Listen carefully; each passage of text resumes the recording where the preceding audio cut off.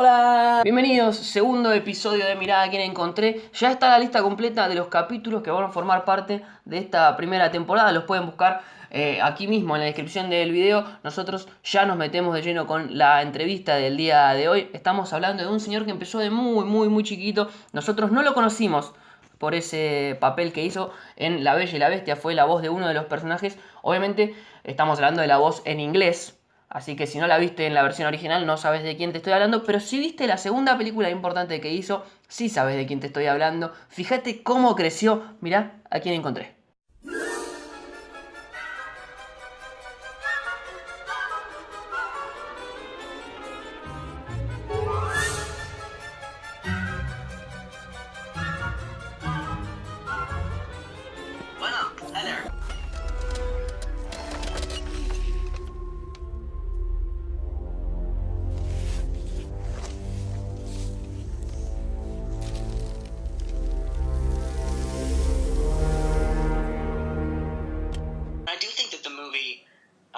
Was definitely, especially at the time that it was released in the mid-90s, was scarier than anything that most kids would watch. Jumanji was as scary as Jurassic Park, I think, as an audience member, and Jurassic Park was not sold as a kids movie. Jumanji was. And what do you remember of your audition? It was just another time that my mom drove me to some random office building somewhere, and the first audition was, just read the lines. There wasn't really anything memorable about it. But the second audition, the callback, on all of the walls were concept art, and they had models and displays of the house and of what they thought the lion was going to look like, and they had all these different pieces, and that was a really amazing experience. It's the first time I've ever seen a project that was on that scale. That was when I knew that Jumanji was going to be something special, and also when I decided that it was something that I absolutely had to try to get that job. Don't!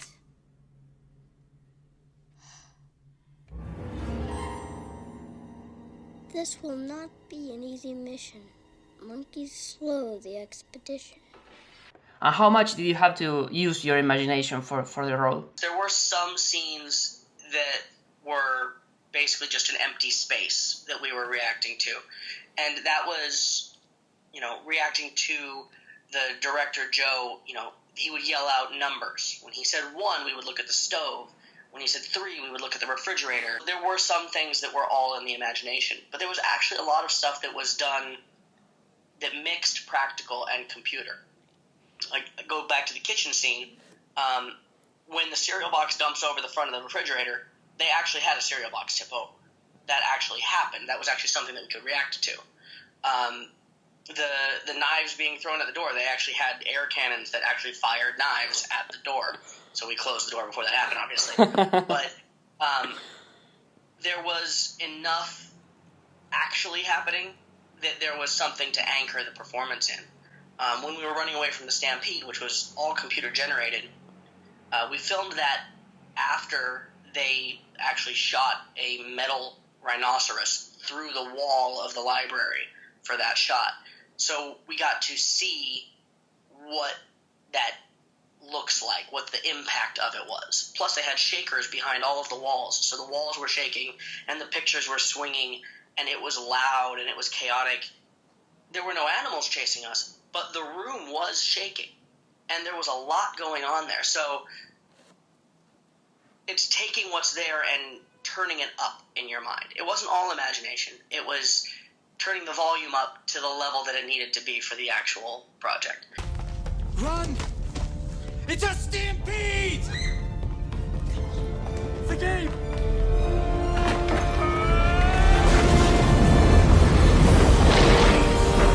Was there any scene that scared you a little when you were doing it? There were a few scenes that were scary to film. The one that sticks out in my memory was when I was in the car that gets trampled on by the stampede. They told me what was going to happen, and we sort of choreographed this way. Okay, I'm going to lay down on the seat, and then I'm going to turn around and crawl down onto the floor. But then they were like, okay, so when you lay down, we're going to shoot the window next to you out with an air cannon that's behind the seat. So you have to make sure that you keep your head down and that you cover your ear and your eye. What? No. Obviously, they had all of the safety precautions in place. The stunt team was incredibly professional. But still, I mean, that's an intense experience. They literally crushed a car around me. And they did it, the supports were cut through, so it was easy. And they had, stunt guys pulling it down. It wasn't under wires. It was done by people. So it was easy to stop if necessary. And it was, but it was still very intense, very scary. And how was working with Robin Williams? Robin Williams and I got along great. He was a very warm, very caring and generous person.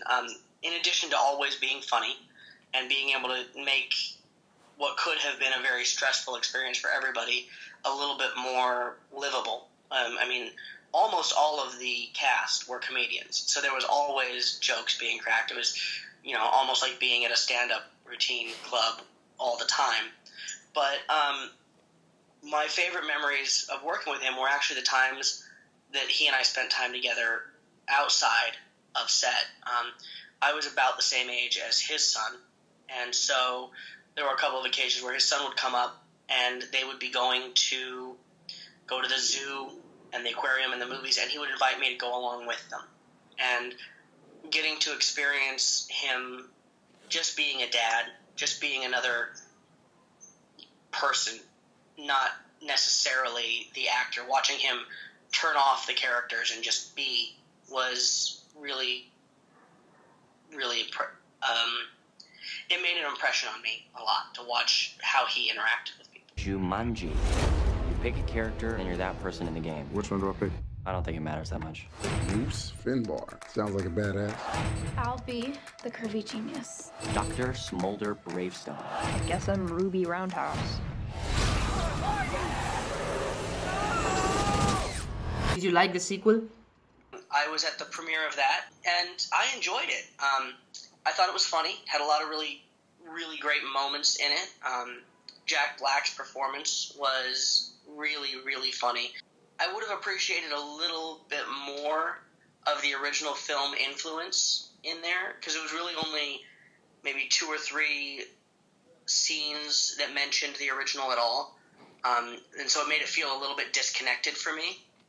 I also don't think that it really had the heart that the version I was in did. I don't think that they really managed to give as much depth to the characters. But overall, I liked the movie. I thought it was a lot of fun, and I think that it was definitely better for the modern audience. I don't think that 12 and 14-year-olds now would really have been as interested in the Jumanji that was released in 1995. And what do you think that the movie that you were in has that the other doesn't have? Because they rely on kids for the movie, for the story. Yeah, I understand why they did it in just having the adult characters as the avatars. But I think that it loses a little bit of the connection with people when they don't see something that they relate to personally on the scene. So, I mean, at the beginning, yes, you've got the nerd and the jock and the pretty girl and the nerdy girl. And so there's something for teenagers to relate to in that. It's, oh, she's a lot like I am, or he's a lot like I was. But as soon as we go into Jumanji and it's The Rock and Kevin Hart and Jack Black and Karen Gillan, there's that disconnect. That's not me anymore. I don't feel like that anymore. And I think that may have been a mistake. I think that if they had just had the kids as teenagers dealing with that world, it would have been maybe not as easy to make some of the jokes, but I feel like the audience may have been able to connect a little bit more. Bueno, hasta acá llegó la entrevista a Bradley Pierce. Espero que les haya gustado. Los quiero leer en los comentarios. Compartan, difundan, llévenlo a todos los rincones del planeta. Por lo pronto nosotros nos vemos la semana que viene. Chau, chau. I have told a lot of people this, a lot of parents who are trying to get their kids into the industry, and a lot of kids that wanted to do it. As soon as it's not fun anymore, you should stop. The other piece of advice is, it's not your fault. If you don't get a job, if you don't get picked for a certain role, it's probably not your fault. Most of the time, it is because you were too tall or too short, you have the wrong color hair, or the wrong color eyes. They cast redhead and a blonde for the parents. They're not going to hire the dark-haired kid for the child. And you have got to know inside yourself that you did your best, and it's not your fault that you didn't get it.